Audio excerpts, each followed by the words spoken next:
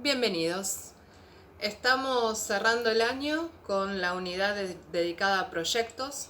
Ustedes saben que nuestro objetivo en esta materia en producción de textos es trabajar con ustedes para que desarrollen técnicas autónomas en el análisis, la comprensión y la producción textual en lo que tiene que ver con la producción en el contexto académico.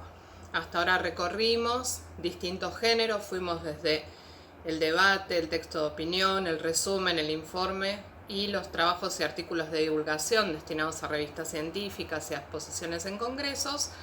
Y en esta última unidad estamos trabajando con la idea de que ustedes puedan presentar proyectos en relación con distintas propuestas que tienen que ver con lo laboral, ¿sí? Más allá de cuál sea la carrera en la que ustedes estén trabajando. Hasta ahora vimos proyectos de investigación, vimos las características del trabajo de investigación, trabajamos con la profesora Lucía, que nos habló de las distintas unidades que están dedicadas a la investigación dentro de la universidad, y hoy estamos trabajando con los proyectos de exposición. Muchos de ustedes son artistas o tienen intenciones de trabajar en la producción y gestión cultural, y a veces a uno le solicitan el armado de un proyecto para poder presentar una exposición. ¿Qué es lo más importante en relación con este tipo de proyectos en particular? El eje. ¿Cuál es el punto de partida? Ustedes vieron que cuando trabajamos con un proyecto de investigación, nuestro punto de partida es un tema o una hipótesis. Bien, en el caso de los proyectos de exposición, el eje más frecuente es el curatorial. ¿Qué es un eje curatorial? Es aquella propuesta que articula, que convierte a la exposición en un relato. Yo puedo tener un conjunto de obras, ¿sí? Y ese conjunto puede hacer distintos sentidos, puede convertirse en un sistema, para usar el vocabulario que venimos trabajando desde principios de año, de acuerdo con distintas premisas. Yo puedo usar el mismo conjunto de obras para contar distintas historias, para armar diferentes propuestas. El eje curatorial va a ser el gran protagonista de mi trabajo. Cuando hablamos de curaduría, usamos una palabra que en realidad denomina algo que está presente desde siempre en el armado de exposiciones, pero que se profesionalizó en los últimos 30 años y que tiene que ver con armar, articular, dirigir la organización de exposiciones. Una de las primeras mega exposiciones que demandó un trabajo curatorial importante fue la primera mega muestra que se hizo en homenaje al artista Pablo Picasso a principios de la década del 80. Picasso fue un artista que trabajó en casi todas las disciplinas, que tuvo una producción enorme, que tiene su propio catálogo a nivel internacional de varios tomos, donde está como catálogo razonado registrada casi toda su producción, y es un artista que él solo tiene en su haber más de 25.000 obras, así como lo escuchan. ¿Por qué? Porque nosotros conocemos más sus pinturas o sus grabados, sus esculturas, pero además hizo obras de teatro, escenografías, cerámicas, trabajó en casi todos los dispositivos e incluso inventó dispositivos y desarrolló técnicas muy novedosas para la época como el collage. Este artista, cuando fallece, deja obra en muchas colecciones de distintos lugares del mundo y el MoMA, el Museo de Nueva York, decide hacerle un homenaje. ¿Cómo hago para reunir la obra de un artista tan prolífico? Lo que hizo fue armar un equipo, ¿sí? Estamos poniendo este ejemplo para que ustedes vean los alcances que puede tener un proyecto curatorial. Armar un equipo que estuvo trabajando años para reunir un conjunto de obras que fuera relativamente representativo, y reunió 900 obras. Había que decidir cuánto tiempo valía la pena dejar en exhibición esas obras. ¿Por qué? Porque hay costos que uno tiene que cubrir, traslados, seguros, restauraciones puestas en valor, impresiones de catálogos, honorarios. Entonces lo que uno espera es que la exposición permita, por la difusión, por la promoción, a veces por los ingresos, amortizar todos esos costos. El equipo curatorial trabajó años en la planificación, trabajó durante los años que duró la exhibición y luego trabajó años también en la devolución, en la reentrega, en la reubicación de esas obras y en la continuación de la apuesta que en realidad nunca terminó, que se dio en continuidad con muchas exposiciones posteriores. ¿Se entiende? Cuando hablamos de un eje curatorial armamos de un relato, que es el que articula una exposición, que en general tiene un responsable, al que llamamos curador, que cumple con una determinada función, que tiene que ver con lo mismo que haría un director de cine o el director de una obra de teatro. Si no hay quien desempeñe las otras tareas, el curador se encarga de todo. Si no, tenemos gente que trabaja específicamente en la producción, en la gestión, en el diseño. Tienen mucha información sobre este tipo de proyectos en el libro de cátedra, ¿sí? Les pedimos que consulten el libro. Y también los invitamos a escuchar ahora a la profesora Sol, que nos va a hablar específicamente de proyectos de creación. Hola, ¿qué tal? Soy Sol Macera, la profesora de la Comisión 2, y les voy a charlar acerca de proyectos de creación. Se denominan proyectos de creación o de producción artística aquellos proyectos cuya finalidad es la concreta realización de una obra de arte, ¿sí? Ese es su objetivo final. Los proyectos de creación, como estuvieron viendo los demás proyectos, tiene características similares, pero tiene características específicas a la concreta realización de un objeto artístico. Entonces va a tener especificaciones al respecto, ¿sí? Obviamente que se piden los datos personales y los currículums vitae, se puede especificar qué rol va a tomar cada uno de los integrantes del grupo, se tiene que describir el proyecto, la temática, los materiales a utilizar, las técnicas y procedimientos de construcción. Y además, los posibles lugares de exhibición o emplazamiento. Si requiere alguna cuestión técnica para poder estar emplazado en ese lugar, o si requiere cuestiones de tecnología específica. Se requiere de una fundamentación, ¿sí? Se desarrolla en esta parte el origen del proyecto, cómo surgió, y se argumentan las razones por las cuales el proyecto presentado debería ser aceptado. Acá sacamos todo lo que aprendimos en el trabajo práctico de argumentación y defendemos nuestro proyecto, porque es interesante que se produzca esta obra. Siempre cuanto más reflexione la obra acerca del contexto en donde está siendo presentada, mejor va a ser, ¿no? Por eso siempre es muy importante leer las bases, de qué se trata la convocatoria, si tiene una temática específica, si es sobre algún espacio en concreto, algún museo, algún emplazamiento de la memoria, por ejemplo, algún museo de la memoria. Siempre es mejor estar pensando en qué le interesa trabajar a ese espacio, a ese lugar, a esa fundación que está proponiendo esta beca o esta financiación, y entonces así vamos a poder tener mejores resultados en nuestras presentaciones, ¿no? Enumerar los objetivos generales y específicos que se buscan mediante la realización de este proyecto. Siempre los objetivos se escriben en infinitivo y cada uno se desprende de una acción concreta. La metodología, que es la explicación de las estrategias y recursos seleccionados para lograr esos objetivos. El presupuesto necesario, que seguramente se tiene que acotar. Siempre pidan lo máximo, ¿no? Siempre lo máximo. Pero tiene que ver con el presupuesto que también se ofrece. Y también detallando qué es lo que yo tengo para ofrecer, cuál es mi capital, ¿no? Porque seguramente ustedes tengan computadoras, cámaras de fotos, si quieren hacer alguna cuestión de alguna disciplina artística, pueden tener prensa de grabado, pueden tener elementos de cerámica, máquinas de cerámica, el torno, el horno, no pueden tener elementos que son valiosos y que no necesitan comprarlos con el presupuesto, ya lo tienen, ya lo pueden ofrecer ustedes. Y la bibliografía, que es el listado de los textos y materiales de consulta para realizar el proyecto, el marco teórico del proyecto. ¿Sí? Acá tengo un ejemplo del PAR, ¿sí? El PAR es una convocatoria que se hace cada 2 años de la Secretaría de Arte y Cultura de la Universidad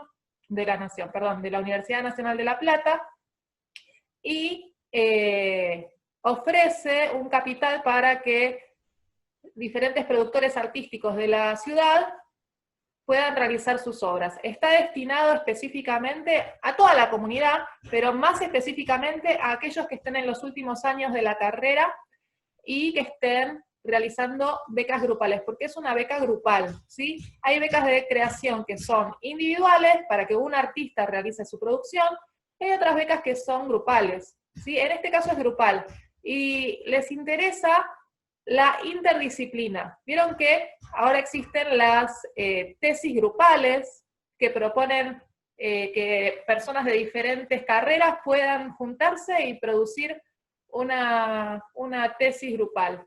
Bueno, estas becas quieren apoyar ese tipo de producción, así que fíjense, si bien pueden ganar las personas que no están en ese estado, en ese momento de la carrera, les interesa mucho ese tipo de producciones.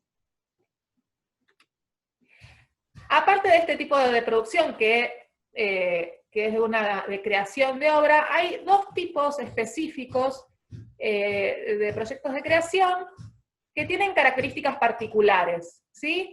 Uno de ellos es el Site Specific, proyectos pensados para lugares específicos, como pueden ser encuentros nacionales, como puede ser para algún monumento, ¿sí? Como puede ser algún espacio público. Fíjense acá hay un ejemplo que es El arte en el patio, que fue una producción, una propuesta artística que se realizó en el 2012, en donde se convocaba a artistas a realizar intervenciones en el patio del rectorado de la Universidad Nacional de La Plata, ¿sí? Entonces, fíjense, tenían que presentar la propuesta, y la propuesta tenía que tener bien en claro las dimensiones del espacio, las posibilidades, tenía que pensar qué tipo de circulación sucede en ese espacio, ¿sí? Tenía que pensar si se podía montar del techo, si no, si se podían utilizar las columnas. Entonces, más allá de los detalles que estuvimos viendo, de las características generales de los proyectos que vimos anteriormente, se le agregaba estas cuestiones técnicas, ¿sí? Otro tipo de proyectos de creación son las residencias artísticas. Las residencias artísticas son una casa, ¿sí?, que alberga a diferentes artistas que están trabajando durante un tiempo determinado. En general tienen un espacio habitacional para que la gente duerma y viva y coma, y un espacio de taller, y las residencias culminan con una exposición artística, ¿no? Entonces, en el transcurso de esas, puede ser una semana, 2 semanas, un mes, depende la cantidad de tiempo de la residencia, los artistas van produciendo, cada uno, pueden ser de diferentes disciplinas, cada uno en su proyecto, y al terminar el lapso se realiza esta exhibición, que muchas veces los proyectos presentados previamente van variando, ¿no? Porque en la convivencia, en el diálogo entre los diferentes artistas, los proyectos van creciendo, se van transformando y van cambiando. Y muchas veces, como el ejemplo que les traigo, que es las imágenes de abajo, que son de la residencia del Museo del Ladrillo, ¿sí?, de la fábrica Actibor, de acá de La Plata, en donde se realizan residencias artísticas, en donde se trabaja con justamente la historia de esa fábrica del ladrillo que los artistas intervienen, ¿no? Intervienen en ese espacio. Tienen que presentar un proyecto y tienen que realizarlo en ese espacio. Ustedes en la carrera, como les mencionaba anteriormente en el par, van a tener que realizar un proyecto de creación artística, aquellos que estén en la carrera de plástica y los de multimedia también.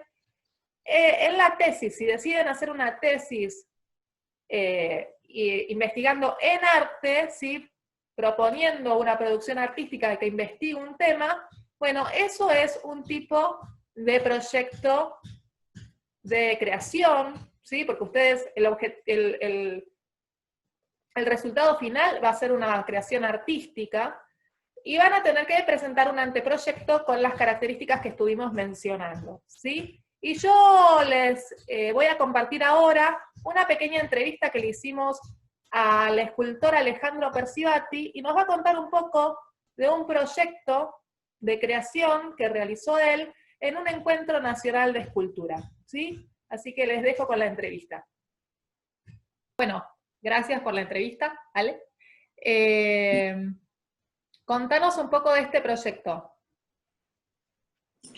Bueno, esto es en el marco de un simposio nacional de escultura que se desarrolló en el Maitén.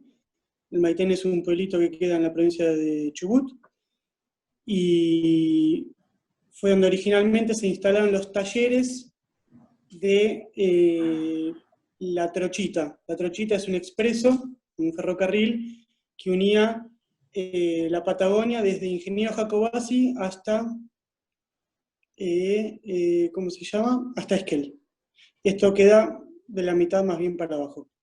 Bueno, las bases de este simposio básicamente convocaban a trabajar con la chatarra ferroviaria de la Trochita, y la temática en realidad era libre. Creo que había unas limitaciones en cuanto a dimensiones, y bueno, lo que, como todo proyecto específico, hay que acatar, ¿no?, las reglamentaciones o los requerimientos de cada cosa en particular, que es distinto cuando hacemos algo porque sí para nosotros. Y vos trabajaste, al proyecto lo llamaste ciclo cíclico, y acá podemos ver un poco de la fundamentación, ¿sí? ¿Qué te propusiste hacer en esta obra? Bueno, los caminos de la creación son muy misteriosos. Pero bueno, con las 2 o 3 directivas que había, que era el material básicamente a trabajar, y me propuse tratar de reflexionar acerca de la Trochita en sí, o sea, no usar solamente la chatarra para hacer un árbol, no sé. Fui investigando acerca de una estación de tren de Tolosa, de La Plata. Siempre que pasaba por ahí pateaba tornillos de tren y, en fin, la chatarra es algo que me es muy afín. Entonces en mi taller tengo un montón de esas cosas. Y lo que traté de hacer fue empezar a pensar en una escala más reducida. No sé, agarraba chapitas de cerveza o tornillos chiquitos, simulando lo que podía llegar a encontrarme allá, porque la verdad que tampoco tenía mucha certeza de qué era específicamente chatarra de ferrocarril. Cuando llegué me encontré con una grata sorpresa, que eran vagones y vagones de carga llenos de literalmente chatarra de ferrocarril, en el que cada tornillo medía, era muy grande, y piezas, no sé, de los enganches, de las ruedas, del motor.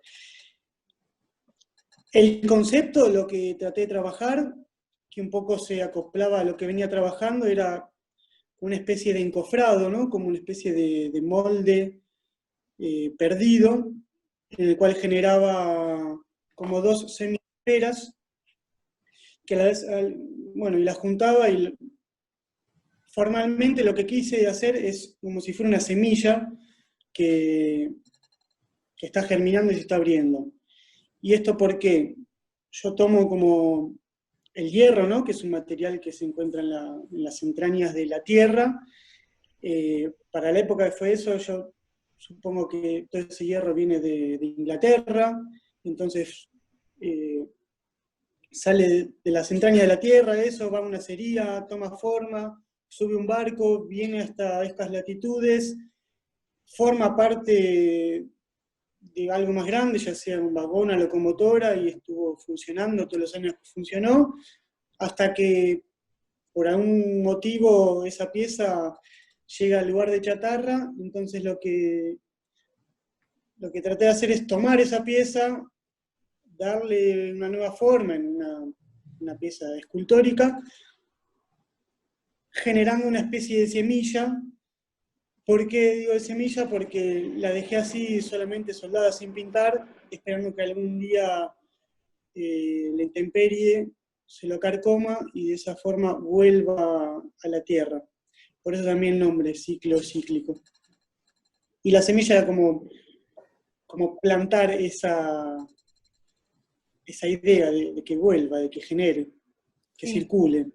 Siempre en los proyectos, cuando presentamos un proyecto, es muy importante esta fundamentación, ¿no? Poder explicar en palabras tanto lo conceptual como desde dónde vamos a trabajar, con qué materiales y cuál va a ser el resultado final, ¿no? Para poder dar una idea. Acá es muy interesante que adjuntás imágenes de cómo se vería la escala del trabajo.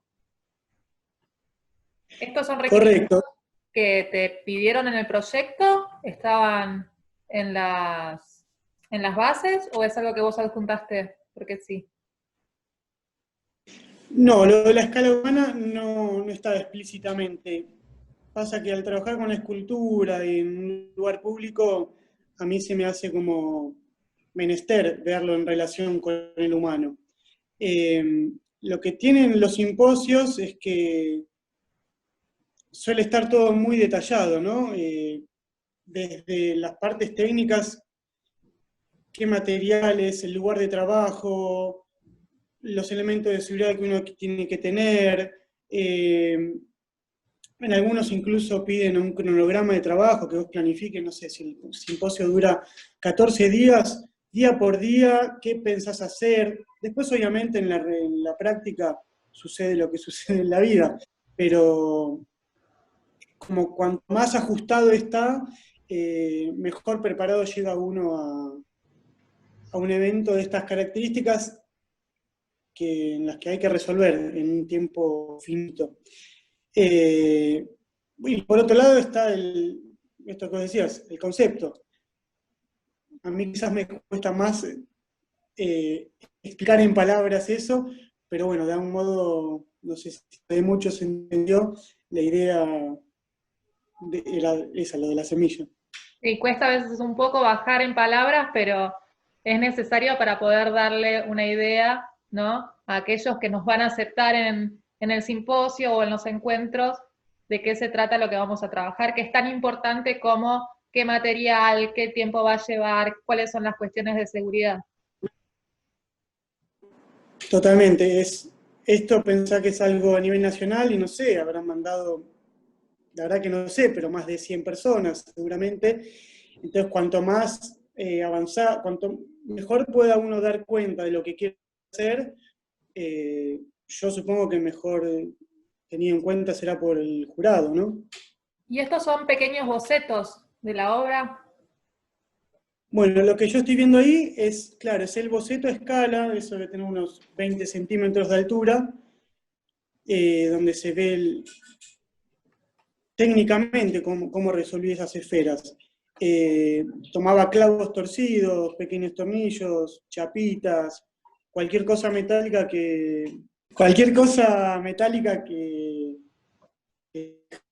soldar con una soldadura eléctrica.